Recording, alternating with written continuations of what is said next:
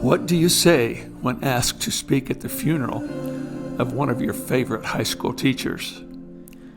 What is the appropriate thing to say to honor such a man who had been a towering giant to me, one who had shaped my thinking and always treated me with dignity and respect? I was the quintessential nerd in junior high school. It didn't get any better the following year. I didn't seem to fit in anywhere. Too small for football, too short for basketball, and too slow for track. Coming from a family of athletes and scholars, I was definitely the runt of the litter. Well, Scott, my friend, how are you? Mr. Lusk taught speech and was loved by everyone. Was he talking to me, a nobody? I've got just the thing for you. He proceeded to invite me to participate in the high school play, which was unheard of because only students in the final years of high school ever had speaking parts in school plays. Still, he talked me, a freshman, into accepting the part, and I found myself on stage in front of not only my peers, but those of my older brothers. I could do no wrong in the eyes of Mr. Lusk. Well, Scott, my friend, would you be so kind as to recite for me a few lines of Gunga Din? My older brother had learned the poem when he was taught by Mr. Lusk, and I had memorized it as well, including a Cockney British accent. He would always clap with enthusiasm and praise even my feeble efforts.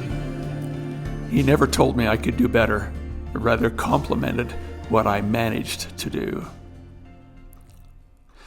He had suffered as a youth with a speech impediment, yet as his students, none of us were aware of it at the time. All we knew was that he chose his words carefully and always with a measured pace and smile. Fast forward over 2 decades later, I felt I should stop by Mr. Lusk's house and visit with my old friend and mentor. Well, Scott, my friend, how are you? We spent the next 2 hours talking and laughing about our shared high school adventures. I thanked him for always treating me with dignity and respect. He smiled and asked me if I could still recite any verses from Gunga Din. At the end of our visit, he told me that he was going into the hospital in a few days for an operation. I wished him well, only to find out later that the operation did not go well, and my friend had passed away. A smile returned when the family called and asked if I would be one of the speakers at his funeral. In my mind, I could hear his smiling voice. Well, Scott, my friend, I've got just the thing for you. At the funeral, it was not hard to speak about my teacher and friend. I could see looks of recognition and agreement in the eyes of many as I talked about the way he treated everyone with respect and dignity.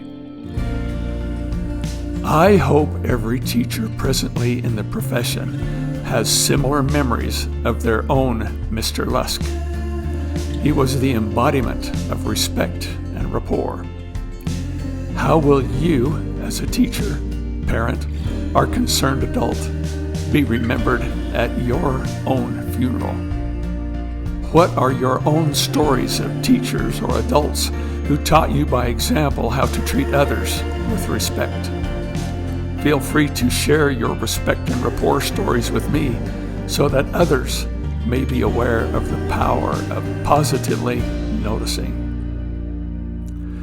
Rudyard Kipling captured the essence of respect and rapport best in his poem, Gunga Din. I shan't forget the night when I dropped behind the fight with a bullet where my belt plate should have been. I was choking mad with thirst, and the man that spied me first was our good old grinning, grunting Gunga Din.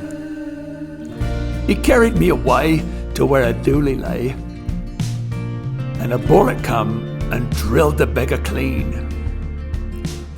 He put me safe inside, and just before he died, I hope you liked your drink, says Gunga Din.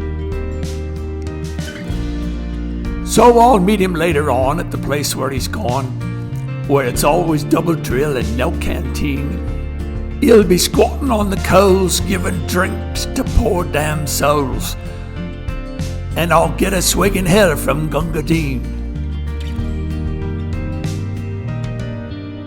You're a better man than I am, Mr. Lusk.